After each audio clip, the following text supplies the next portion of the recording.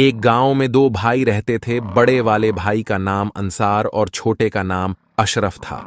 ये दोनों भाई अपने बाप का दूध बेचने का कारोबार संभालते थे। इन दोनों भाइयों में बहुत प्यार था, लेकिन उनके कुछ रिश्तेदार ऐसे भी थे जो इन दोनों भाइयों में फूट डालने के लिए कोशिशें करते रहते थे, और उस सिलसिले में वो बहुत से काले जादू और तरह तरह के हथकंडे अपनाते रहते थे।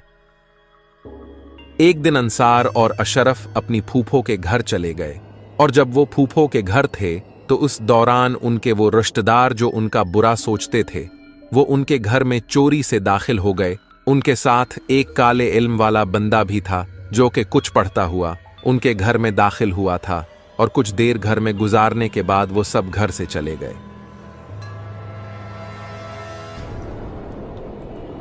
जब शाम को अंसार और अशरफ वापस अपने घर आए तो उनके कमरे की चीजें उधर उधर पड़ी हुई थीं। तभी अंसार ने कहा, अशरफ, मुझे लगता है कि जैसे हमारे यहां से जाने के बाद घर में कोई आया था।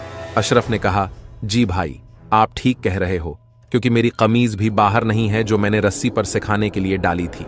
अशरफ ने हैरत से कहा, पर मेरे भाई वो था कौन? अंसार ने कहा, चलो छोड़ो, इस बात का शुक्र है हमारा कोई बड़ा नुकसान नहीं हुआ, चलो अब सोने की तैयारी करते हैं। ये कहकर दोनों भाइयों ने अपनी अपनी चारपाइयां सहन में लाकर बिछाई और बस्तर लगाकर सो गए। कुछ ही देर में अचानक से अंसार की आंख खुली। उसकी नजर सहन में छत पर जाती हुई सीढ़ियों पर पड़ी। उसने देखा कि काली सी परछाई सीढ़ियों की दीवार पर बैठी हुई थी, पर वो परछाई आहिस्ता आहिस्ता से सीढ़ियों की दीवार से नीचे आई और अंसार की चारपाई की तरफ बढ़ने लगी। वो अंसार की तरफ अपनी लाल लाल चमकती हुई आंखों से देखने लगी। ऐसे ही फज्र की अज़ान का वक्त हुआ तो वो चीज घर की दीवार से फलांग कर घर से बाहर चली गई। दोनों भाई फज्र की नमाज पढ़कर वहां से सीधा गाय भैंसों के बाड़े में चले गए और अपने कामों में मसरूफ हो गए।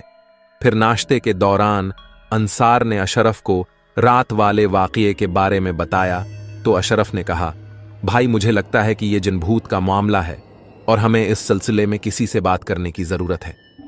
अंसार ने कहा, नहीं हो सकता है कि मेरा वहम हो।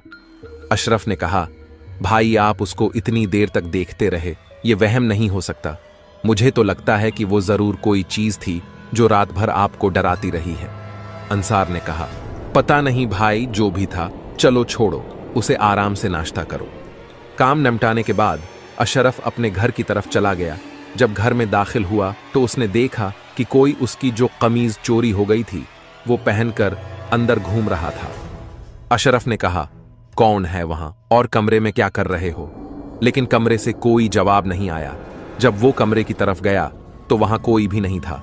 ये देखकर अशरफ हैरान हो गया और सोच में पड़ गया कि आखिर वो शख्स कौन था जो अचानक से गायब हो गया। यही सोचते हुए वो चारपाई पर लेट गया और अंसार का इंतजार करने लगा। जब अंसार घर आया तो अशरफ ने तमाम किस्सा उसे सुनाया। फिर अंसार ने कहा, चलो मैं उस बारे में किसी से बात करूंगा। उसके बाद दोनों भाई सो गए। कुछ देर बाद जब अंसार ने उठकर बाथरूम जाना चाहा पर उससे उठा नहीं जा रहा था।